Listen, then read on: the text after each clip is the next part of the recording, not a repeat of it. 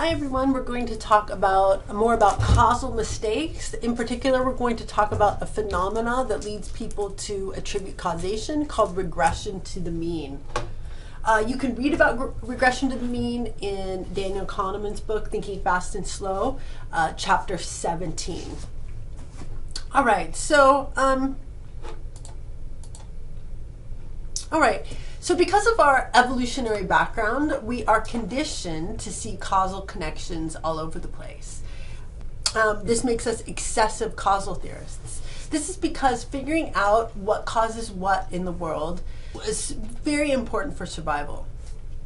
And over-attributing causation, being an excessive causal theorist, so this is attributing more causal connections between things in the world than there were, was not something that was harmful to us, but under-attributing causal connections would be very harmful.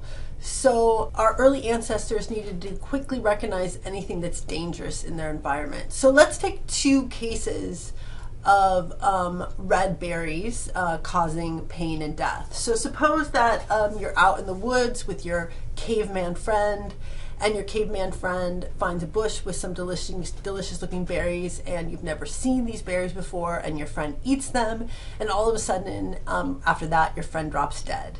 Now, coming to the conclusion that the red berries caused the death, so that first you have the berries, then you have the death, therefore the berries caused the death, is the safest conclusion to come to. So suppose the berries were poisonous.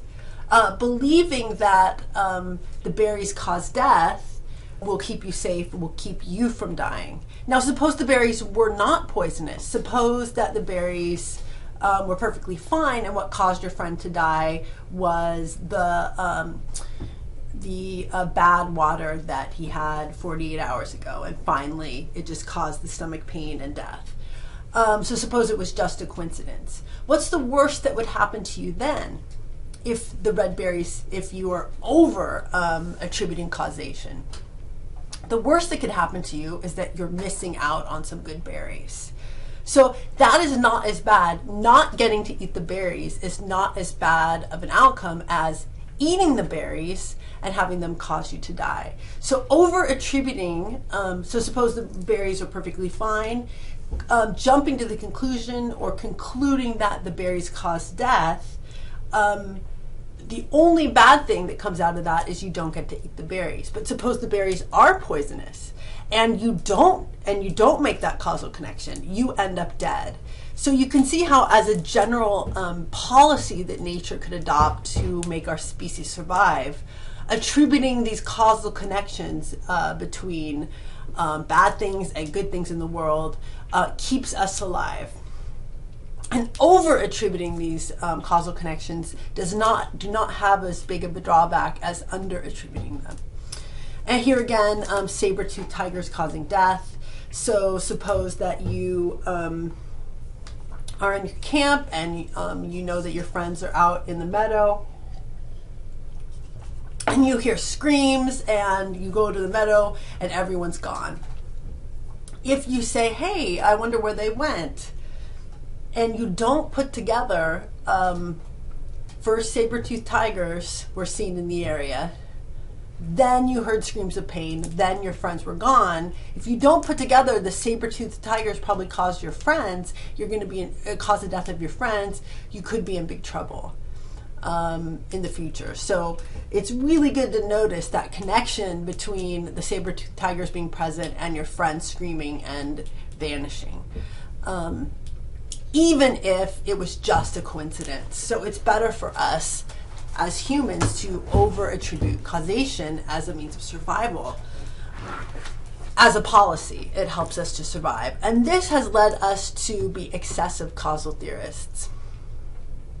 Okay, so as humans, we have a high false positive rate for causal connections. So false positive means believing that there's some positive connection when there really is not. Okay, so again, just to repeat, overestimating causal connections isn't costly, but underestimating them can be deadly.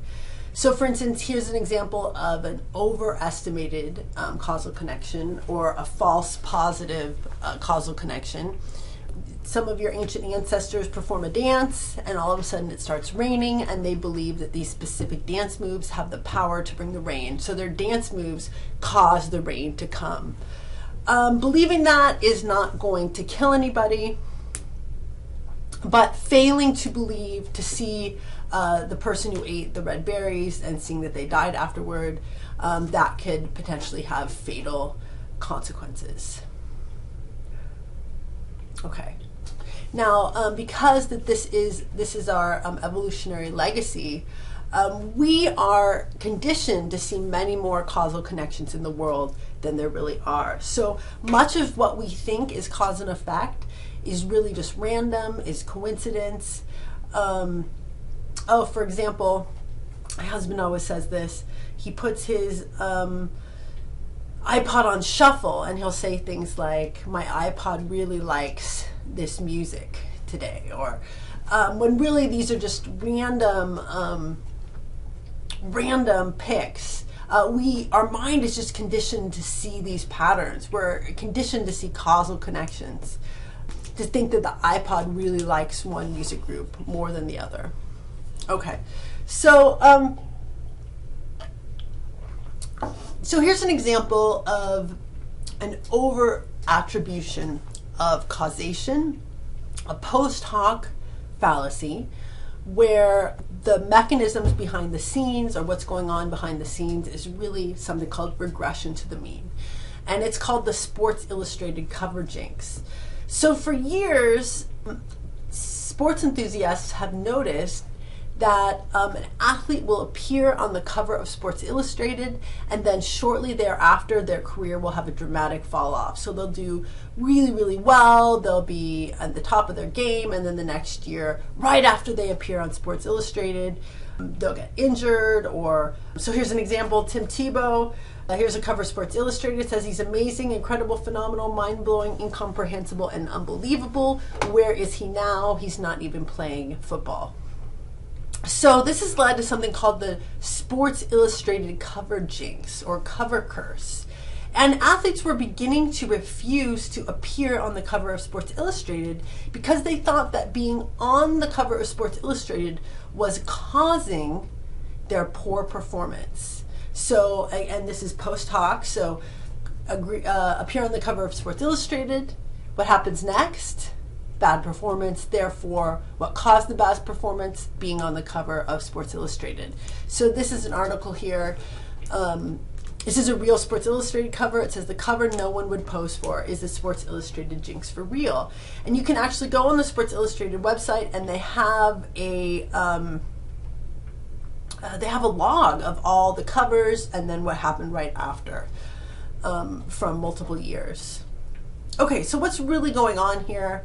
It's something called regression to the mean, and let's just skip through that. Okay, so what is regression to the mean? Well, first of all, we'd have to know what the word mean means. What is the mean? What does mean mean? It means the average. Okay, so for any sort of quantifiable property, you can find an average or a mean. So anything, height, weight, grades, income, GPA, the population of a city, the numbers of people with different party memberships, the number of free throws. So you can find an average. What's the average number of free throws this person sinks? What's the average number of minutes you take to run a mile? How much weight can you bench press? I don't know. The seconds you balance on one foot. The number of golf strokes it takes to, what's your average golf number of strokes it takes to get a ball in the hole. Anything that has a quantifiable property can be averaged, and that's the mean. Now, what's regression to the mean? Oh, here we go. So the mean is often represented as something called a normal distribution, and the mean is often where most people, most performances, most IQs, most shoe sizes, most heights, most number of seconds you can balance on one foot tend to cluster around this average. So this is something called a normal distribution, and in class, we do a coin flipping exercise to show how random events distribute themselves in this sort of bell curve shape.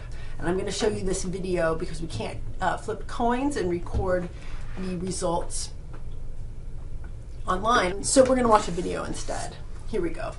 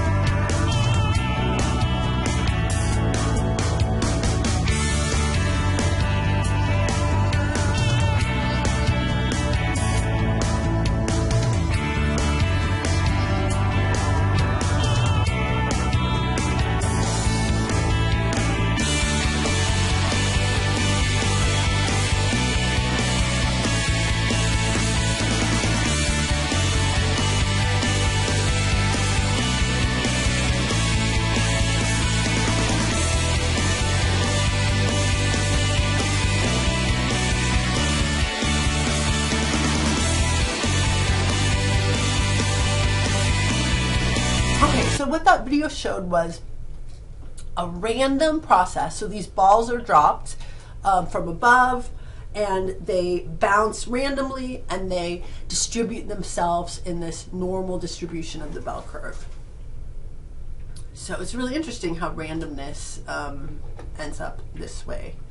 Okay, so what's regression of the mean? So we've seen what the mean is. We've seen what an average is, we've seen what a mean is, we saw what a normal distribution is. So what's this regression thing? Well, regression to the mean is a law, or it's a law of random statistics, is that things tend to gather around this average over time. So you have something that's way above average. If it's subjected to a randomness, to luck, it's going to tend toward this average. So most members of a set are here. See how much larger this area is under here than it is in here. So most members belong here. If you're an outlier, way above or way below, the odds are is that you will tend toward the average over time. So this is a natural process and can be expected to happen when randomness, chance, or luck plays some part in any process. So the first time that randomness was, or the first time that this was observed was in genetics, and there is some randomness, chance in as far as when genes come together, they come together randomly. So this was shown that if you've got two outliers, so two parents who are very, very tall or very, very large feet, or really, really, really short, their offspring will tend toward the average. So this was one that was first, a regression to the mean was first noticed in genetics, and the randomness is what sort of, what pairs of genes go together. Okay, so let's go back to sports. So the regression to the mean can be used to explain the Sports Illustrated cover jinx. So Kahneman talks about success being, the formula success being talent plus luck. And great success being is a little more talent plus a lot of luck. So think about what it takes to be on the cover of Sports Illustrated. What does it take to be on the cover of Sports Illustrated? Well, you have to have a lot of talent, but there's also some luck involved, because think of all the other talented NCAA athletes this guy's up against. What's going to put him head and shoulders above the other very, very, very talented athletes? Well, some luck, and perhaps a lot of luck, to be one out of how many really talented people. So the luck ingredient of success is what's subject to statistical fluctuations. This person is very talented, but he's also lucky. And what's going to happen when that luck regresses back to the mean? Well, he can only go down. So he's an outlier as far as how he's an outlier. This basketball player, he's doing excellent. And statistically speaking, the most likely thing that will happen next is he'll go down a little bit. Will do worse. And that is just what statistics predicts. So it's nothing about the cover of Sports Illustrated that is making him. Being on the cover of Sports Illustrated is not causing any athlete to do worse. It's just a function of statistics. So here, a person who is on top of the world, this person, has nowhere to go but back down toward the average.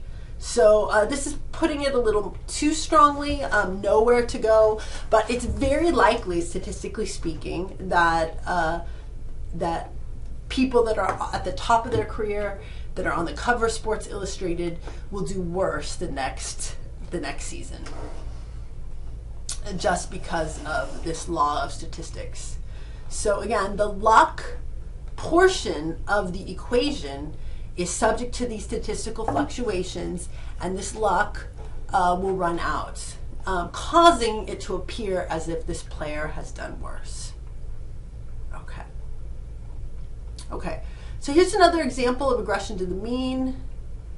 Here we go.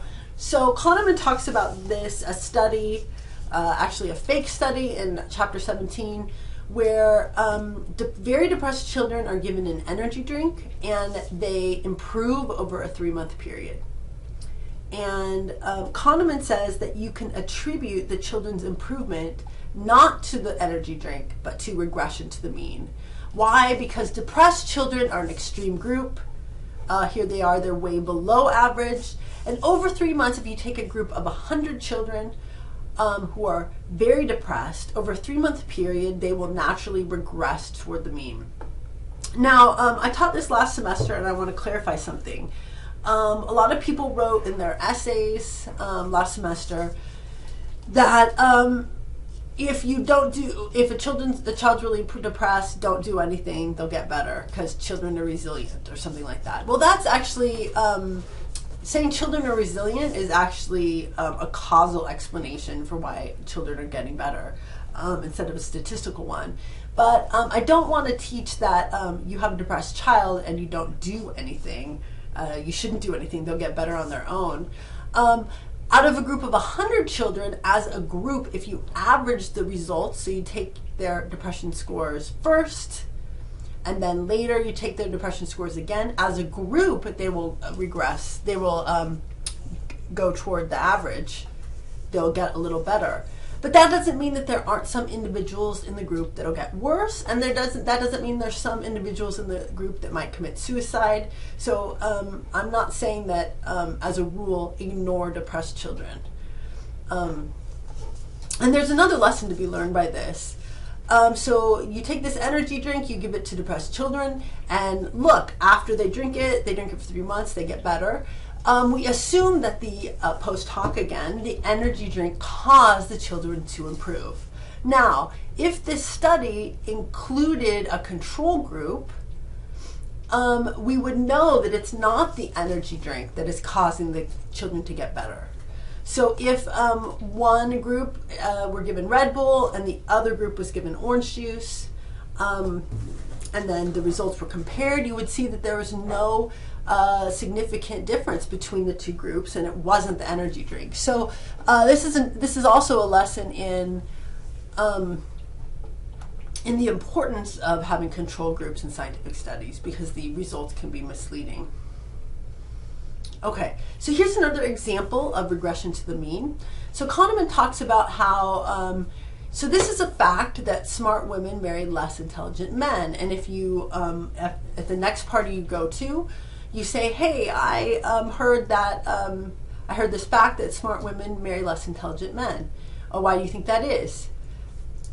People will give you all sorts of causal explanations. They'll say, oh, Well, it's because smart women want to control the men, or smart women are tired of competing with men in the workplace and they just want to come home and relax. They'll give all sorts of different explanations. But what you won't hear, or you're less likely to hear, is a non-causal explanation, just a statistical explanation. And this is actually the real explanation.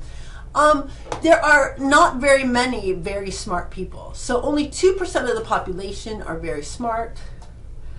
And statistically speaking, it's much more likely for these few people to meet these people. So to be with, this 95% of the population. So what's the chances that people from this group are going to meet other people from this group? The chances are pretty low. They're probably going to run into and fall in love with people in this much larger group, which makes it statistically just more likely that this will happen. And the same thing with men. Very smart men tend to marry less intelligent women, just because there are a lot more less intelligent people than there are very, very smart people. 2% of the population versus 95% of the population. So, okay, next slide. So again, this is another example of giving a causal explanation when a statistical explanation will do. Okay, so here's another example of regression to the mean. So apparently Carmelo Anthony of the Nuggets, in his first year in the Nuggets, he did amazing. And then his second year, he didn't do very well, and they talked about him having a sophomore slump. And people speculated, why did Carmelo Anthony have this sophomore slump? Oh, it got to his head. He was doing too many radio talk shows. He had too many girlfriends, and blah, blah, blah, blah, blah. They made up all this stuff. When really there was no cause. It was just a statistical inevitability. And again, I'm speaking too strongly when I say inevitability. It is possible, of course, for him to do just as well his sophomore year as his freshman year, but it is much more likely, if you've done amazing, for you to regress toward the mean and to do a little worse the next year. And similarly, if you've done awful, you'll probably do a little bit better. Now, this chart of regression to the mean has to do with batting averages and different players' batting averages from one season to the next. You'll see here that here's a very talented player. They have, again, talent plus luck. Here's their talent. Their luck ran out a little bit, and here they've gone down. Okay, so here's another classic example of regression to the mean. So suppose that there's this crime wave, a new sheriff is elected, and all of a sudden the crime wave goes down. Does that mean that, and again, post hoc, look, sheriff comes into town, crime wave goes down, the crime wave went down because the new sheriff was elected. Well, is this a causal relationship? Maybe not, maybe not. So suppose that crime was at an all-time high, perhaps the crime rate would have gone down even if no new policies were instituted, no new people were elected. Perhaps it was just a regression to the mean. Again, if the crime wave was really low, a new sheriff is elected, and crime wave goes up, it doesn't mean that the new sheriff caused the crime wave to go up. It could be other factors. It also could just be random fluctuations in statistics. A really, really low crime year is probably going to be followed by a higher crime year. Here's another one. So this is a true story. In England, I believe, the authorities went around and posted cameras at the intersections with the highest rate of traffic accidents. What happened? Well, the next season or the next year, the number of traffic accidents at those intersections went down. Now, what did the authorities conclude? The cameras caused the less traffic accidents. So the rate of traffic accidents went down in those intersections because of the cameras. But really, did the cameras cause the traffic accidents? Well, maybe. But But if you look at regression to the mean, if you go and pick out the intersections that have the very highest rates of traffic accidents, statistically speaking, what's going to happen is the accidents are going to go down at those intersections. It does not mean that the cameras caused it. You would have to follow the number of accidents at that intersection for a longer period of time than just 1 year. In addition, you could go around and put traffic cameras at the intersections with the lowest number of accidents and see what happens. What would happen if you picked out the corners that have the lowest rate of traffic accidents is the lowest incident of traffic accidents? The number of traffic accidents would go up, because there's only one way to go but up, there's only one way to go but down here. There we go. Okay. In the Kahneman book, he talks about regression to the mean in relationship to his time in the Israeli army. So Kahneman was teaching about how praise motivates people better than punishment. And the drill sergeant said, don't tell me that. Don't tell me that praise motivates people more than punishment.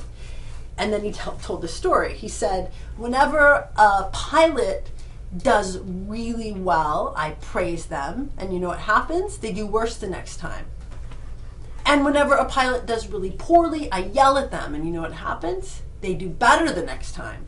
So the drill sergeant concludes, again, post hoc fallacy. First I praise, then they do better, then they do worse. Therefore, my praise makes them do worse. Therefore, my praise caused the pilot to perform worse. First, I yell at the pilot, then the pilot performs better. Therefore, yelling, punishing, causes the pilot to do better. And this applies in all sorts of ways. Online, there's a basketball coach talking about how he used to believe that yelling at his players made them do better, because he bought into this kind of post hoc fallacy that was fueled by regression to the mean. But what's really going on is the drill sergeant's yelling making the cadets do better? Is the drill sergeant's praise making them do worse? No, not at all. It's just regression to the mean. So if someone does really, really well, so well that it calls the drill sergeant's attention to it so that he'll praise it, that person has only one way to go, but down. They would do worse the next time. If someone does really, really poorly, they probably won't make that mistake again. They will probably do better the next time. So there's luck in a lot of our performances. Bad luck, our attention slips. What Kahneman points out is that this is a regression to the mean, and it's not the drill sergeant yelling or praising that's causing anything here. Okay, so that concludes our discussion of regression to the mean. There's a great discussion of it in chapter 17. It's a really useful phenomena to grasp.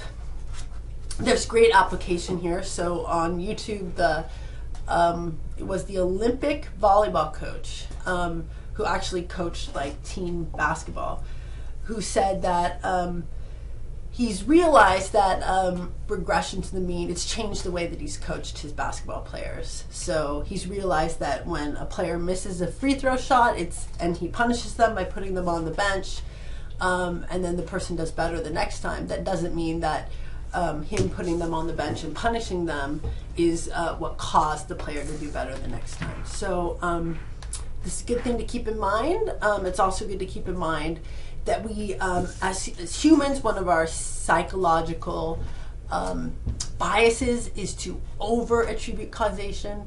There are more coincidences in the world than we think that there are.